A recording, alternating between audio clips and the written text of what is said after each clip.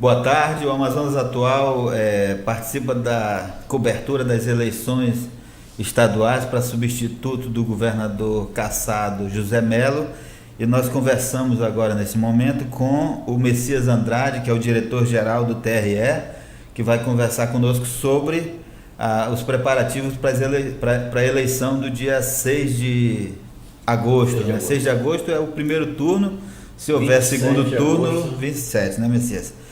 Messias, tem um prazo aí para definição de candidaturas, né, no calendário que vocês definiram. Esse prazo começa quando e termina quando? Bem, a resolução 7 de 2017 foi aprovada pelo Pleno na sexta-feira e, dentre outras situações, definiu os diversos prazos, inclusive convenções, né, que se realizam de 12 a 16, e o registro de candidatura se encerra no dia 19 de junho. Uhum. Convenção então até o dia 16. Até o dia 16.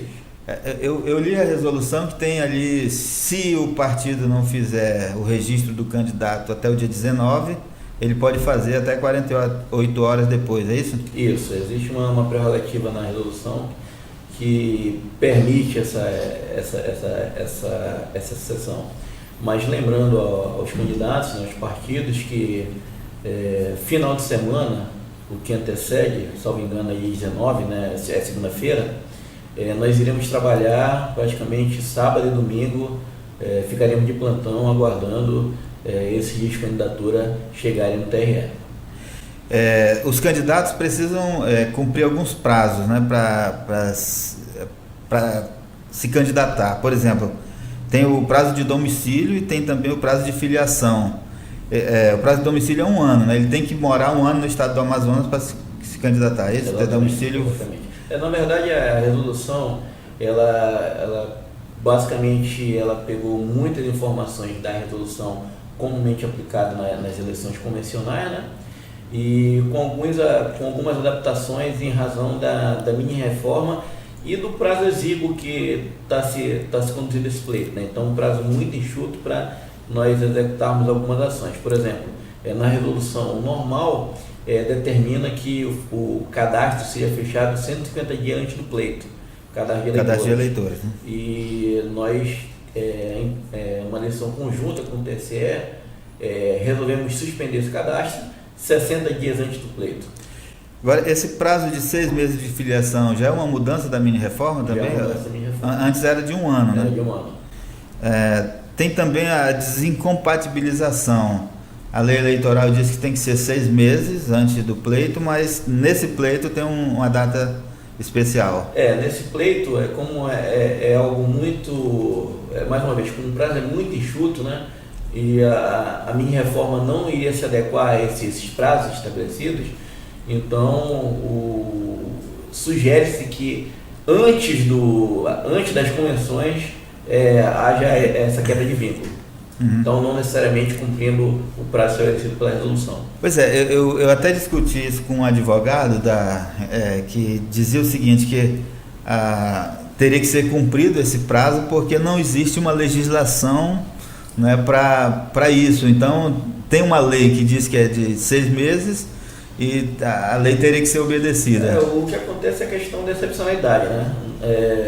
Nós não temos como obedecer um prazo de 6 meses por conta da eleição já ter que se dar daqui a 2 meses aproximadamente. Então não tem muito sentido aplicar essa regra. Então nós estamos abrindo uma exceção, isso é uma decisão tomada em conjunto com o TCE, todos os pontos ficam meio que abertos, né, por conta do prazo exíguo. Nós estamos levando em consideração a excepcionalidade do pleito. Pois nesse caso aí, algumas pessoas, alguns políticos não ficariam impedidos. Por exemplo, quem já se lançou candidato hoje, já anunciou que vai lançar candidatura presidente da Câmara, não precisaria se desincompatibilizar. O deputado José Ricardo também não, né, porque é parlamentar. Mas, por exemplo, se Rebeca Garcia quisesse disputar, ficaria impedida se fosse mantido esse prazo de 6 meses. Exatamente, né? Mas certamente essa regra não será levada em conta desse prazo de 6 meses. Tem uma outra questão na resolução, que é a substituição de candidato impugnado. tem ali um prazo para julgamento que é curto também, né? O prazo de impugnação de candidaturas. Já está definido o juiz, então esse prazo a gente julga que não vai ser tão demorado como geralmente ocorre nas eleições. Não, inclusive os juízes eles devem ser homologados pelo pleno nesse momento que está ocorrendo a sessão. Tanto os juízes auxiliares, né, para analisar esses prazos, que vão ser juízes do pleno, tanto como os juízes da comissão de propaganda, que vão ter feito somente fiscalização e polícia. 20 dias, se caso o candidato for impugnado, o partido teria então 20 dias antes da eleição para substituir, né? Exatamente. Então, isso aí tem que ser um negócio muito rápido, porque os prazos são muito curtos. Assim, a gente tem que levar em consideração que um pleito dessa natureza nunca ocorreu no Brasil desde que foi instituído o Estado Democrático. Então, até por conta da minha reforma. Tivemos no TSE semana passada conversando sobre vários aspectos operacionais, aspectos da lei, e todas as questões que forem duvidosas ou que os prazos porventura extrapolarem o que está predeterminado, a gente tem que tomar as decisões de forma rápida, célere e, se possível, sempre consoante ao entendimento da mini-reforma e também com os próprios candidatos envolvidos, para que a gente possa dar maior celeridade a todas essas análises. Esses prazos são exíguos, mas o tempo aí é muito extenso ainda para realizar a eleição e empossar o eleito, né? Então, Davi Almeida, que está como governador interino, deve ficar aí até outubro no cargo, não é isso? Até outubro, porque caso haja primeiro turno somente, né? A diplomação vai ser no dia 11 de setembro, né? 15 de setembro, desculpe. E caso haja segundo turno, essa posse dar-se-á no dia 11 de outubro. E a partir daí depende da Assembleia da posse ao próximo governador eleito. Mas é importante ressaltar que hoje o Tribunal Regional Eleitoral ele realmente está fazendo uma eleição que normalmente ele faz em um ano, né? Diferente do que muitos pensam, né? Existe uma chamada lenda urbana, né? que falam que os servidores eleitorais só trabalham em ano eleitoral, o que é uma verdade. Os servidores eleitorais eles passam um ano planejando a eleição, analisando os erros que ocorreram na eleição anterior para no ano seguinte executar um pleito. Então imagine, um pleito que nós planejaríamos e executaríamos em um ano, nós estamos levando 2 meses. E aí eu não estou falando só em se cumprir prazos judiciais dos ritos eleitorais. Eu estou falando de contratações. Os processos administrativos que tramitam são de valores vultuosos, então a gente não tem como fazer uma contratação direta, porque nós respondemos diretamente ao Tribunal de Contas da União. Recentemente estive lá fazendo uma consulta por conta de tentarmos fazer uma contratação emergencial para a distribuição das urnas, logística das urnas, né? E o parecer foi o seguinte: vocês têm todas as justificativas para fazerem essa contratação, mas em contrapartida pode haver uma representação local em Brasília que vocês vão ter que responder por isso. Então a nossa equipe está trabalhando praticamente 24/7 para cumprir todos esses prazos. Nós acreditamos que até o 30 de junho nós possamos encerrar todas as licitações mais críticas, para que até julho nós possamos distribuir essas urnas. Então assim, nós não teríamos como fazer uma eleição em julho, como alguns, eu acompanho muito em redes sociais, então vi algumas críticas, né? E falando que nós teríamos que fazer em julho as eleições, mas nós não temos como fazer isso. Primeiro que nós não temos tempo hábil para licitar todos esses contratos, nós não temos tempo hábil para treinar as pessoas para trabalhar no pleito, porque nós não estamos falando de 100, 200 pessoas, nós estamos falando de mais de 35 mil pessoas envolvidas no pleito.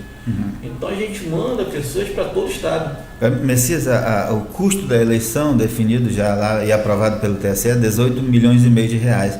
Como é que vai ser gasto esse dinheiro todo? Bem,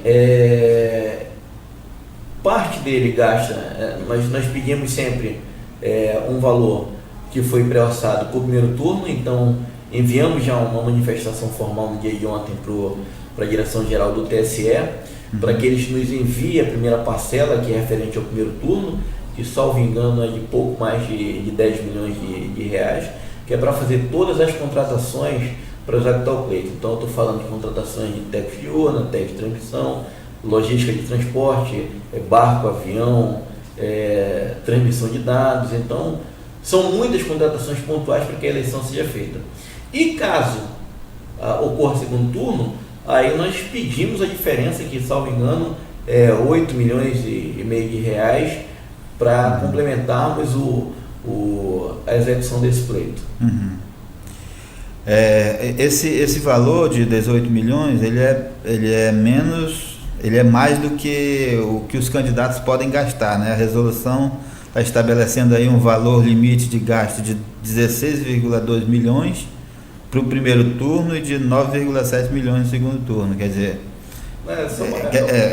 mais ou menos parecido, quer dizer, os candidatos podem gastar um pouquinho mais do que o TRE. Na verdade, não existe nenhuma relação do que os candidatos vão gastar com o que nós vamos gastar. Sim, claro. É algo pré-determinado pela resolução. Mas o que acontece é que, um exemplo que eu sempre dou, né? Uma coisa é você fazer a eleição no Piauí, que é tudo por estrada, são todas as ações próximas. Outra coisa é fazer a eleição no estado do Amazonas, que é um estado que tem dimensões continentais. Salvo engano, é uma das logísticas para acesso mais difícil de todo o planeta, porque, vou dar um exemplo de Atalé do Norte, você vai no melhor cenário de avião para Tabatinga, aí pega sua voadeira até Benjamin Constant e depois você pega a estrada para Atalé do Norte. Aí, se você vai para o Vale do Javari ou você vai de helicóptero, então você pega uma voadeira, passa 10 dias rio acima. Então, tudo isso são custos altíssimos envolvidos. Então, quando nós estivemos no TSE, nós falamos, nós não pedimos para fazer uma eleição suplementar, mas a nossa logística para fazer uma eleição envolve esses valores, que nós apresentamos os valores com base na eleição anterior. Esse valor que os candidatos podem gastar, 16,2 milhões, 19, um pouquinho, está ali na média do que os candidatos gastaram em 2014. Foi com base nisso que vocês estabeleceram o valor? Não, a gente trabalha sempre com base na resolução. A resolução que estabelece esses valores, e a nossa Secretaria Judiciária pega os dados da resolução do TSE para fazer a nossa resolução para eleições suplementares. Pois eu digo esse valor de gasto de campanha aqui que foi estabelecido. Que resolução é essa que você... A do TSE. Do TSE. A atual. Uhum. Agora, propaganda eleitoral. Primeiro turno, os candidatos vão poder fazer propaganda a partir do dia 20, quer dizer, um dia depois do pedido de registro. Isso, né? Exatamente.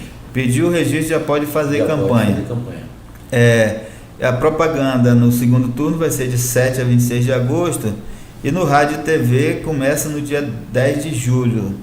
Quer dizer, tem 20 de junho, 20 dias depois é que começa então a propaganda na televisão. É isso? Exatamente, porque é o tempo necessário para os candidatos prepararem suas mídias, né, para fornecerem a registro eleitoral, e nós vamos dar bem a prerrogativa dos outros pleitos. Dentro do nosso fórum, nós vamos instalar a central de divulgação da propaganda eleitoral gratuita, para que nós possamos ter efeito de fiscalização imediata de qualquer tipo de infração que porventura venha a ocorrer.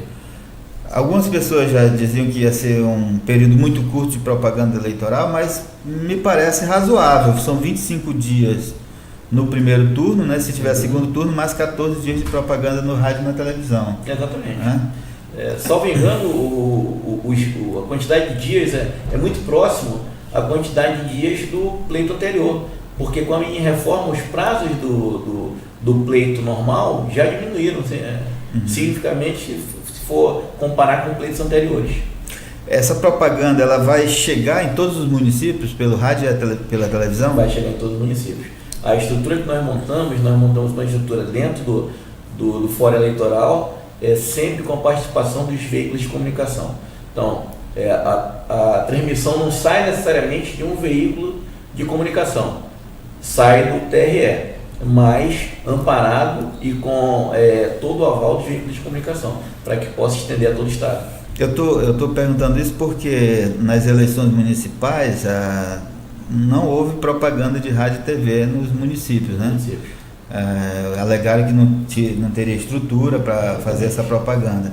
Claro que seria cada município teria sua própria propaganda, né? Exatamente.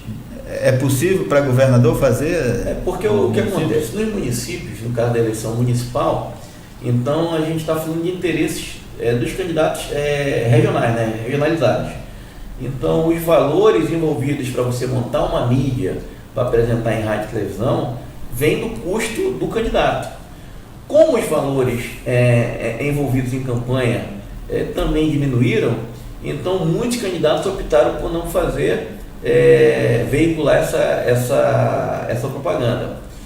No caso específico de governador, todo esse aparato é montado pelos candidatos na capital e entrega a Justiça Eleitoral, que faz a divulgação desses dados, dessa propaganda para todo o Estado, de forma uniforme. Messias, já tem candidato anunciado, né? Não é candidato ainda porque ainda não pediu o registro, e o TRE também não concedeu o registro a ninguém, não foi realizada convenção, mas esses candidatos já estão se apresentando ao eleitorado. É permitido esse tipo de ação?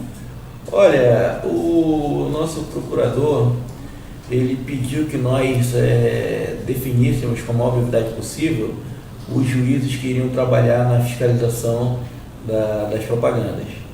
Como deve ser decidido hoje, homologado hoje, na verdade, pelo Pleno, é o nome desses juízes, né? Eles já devem ter uma reunião, acredito, o presidente vai marcar uma reunião amanhã pela manhã, para nós pontuarmos essas situações. Porque, também, mais uma vez, ressaltando, essa eleição suplementar, ela certamente vai criar aspectos novos que nós vamos ter que analisar de maneira diferenciada, para não cometermos nenhum equívoco e não sermos injustos também. O senhor falou em eleição suplementar, eu lembrei que um jurista, falando para o Amazonas Atual, disse que não seria eleição suplementar, porque a suplementar é quando acontece algum problema ali, que o cara desiste, aí tem que fazer uma nova eleição, tem que fazer uma eleição completa. Ele dizia assim, que a eleição suplementar é quando tem algum problema numa determinada urna, numa determinada sessão eleitoral de um colégio ali, e o eleitor é chamado a votar novamente, né? E que seria uma nova eleição, né, para a escolha do governador. Esse termo suplementar é correto? Olha, nós trabalhamos com base no que o TSE nos orienta.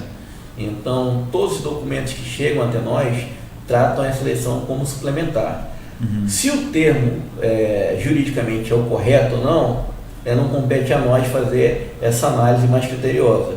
Nós trabalhamos com aquilo que o TSE nos orienta. Então, todos os ofícios enviados pelo TSE até nós tratam essa eleição como suplementar. Ok.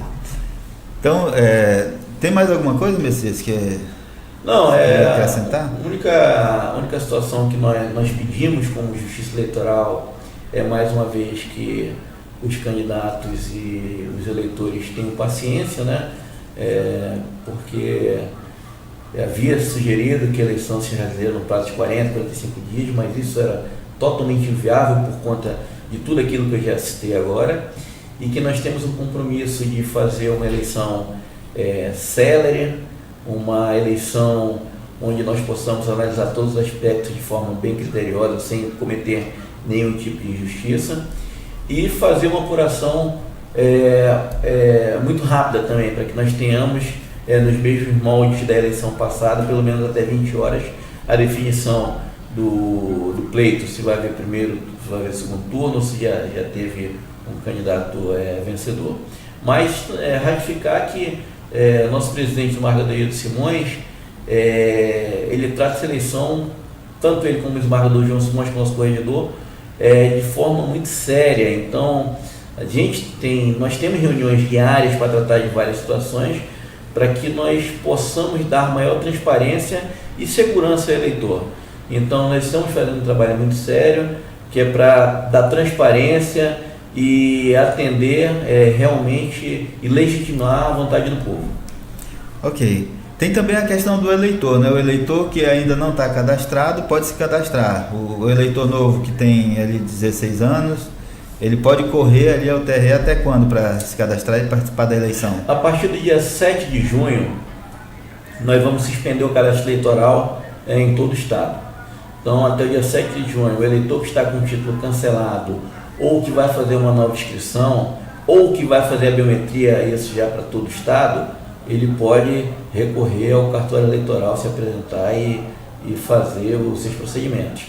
Porque a partir do dia 7, nós fechamos pelo motivo de nós termos que organizar os cadernos de votação até o dia do pleito.